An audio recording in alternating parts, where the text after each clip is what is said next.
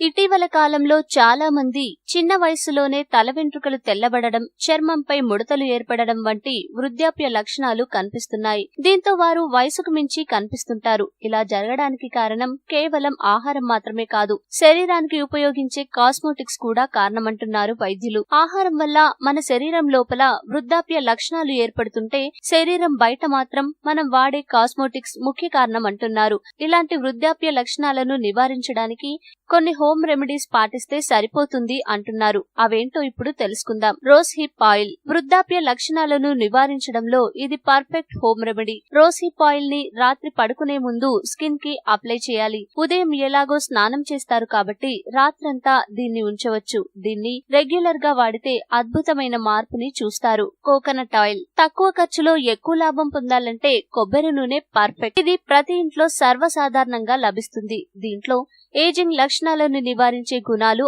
అధికంగా ఉంటాయి.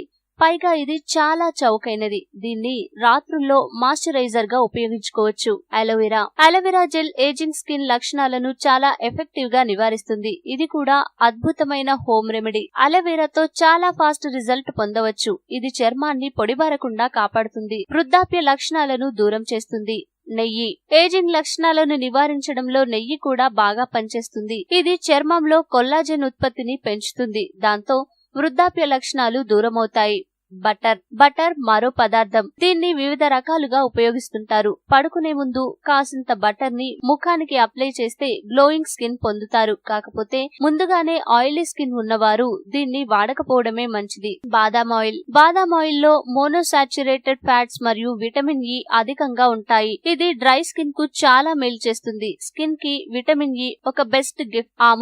ఆముదంలో omega 3 fatty acids అధికంగా ఉంటాయి. ఇవి చర్మంలో ముడతలను, వృద్ధాప్య లక్షణాలను ఒక్క వారంలో మాయం చేస్తాయి. వాడడానికి కాస్త కష్టంగా ఉన్నా అద్భుతమైన ఫలితాలను ఇస్తుంది. దయచేసి ఈ పోస్ట్ ని ఇతరులతో షేర్ చేయండి. ముఖ్యంగా మీ కుటుంబ సభ్యులకు, బంధుమిత్రులకు ఇలాంటి వాటిపై అవగాహన కల్పించండి. ఈ వీడియో మీకు నచ్చితే లైక్ చేయండి, అందరికీ షేర్ చేయండి, కానీ సబ్స్క్రైబ్ చేయడం మాత్రం మర్చిపోకండి.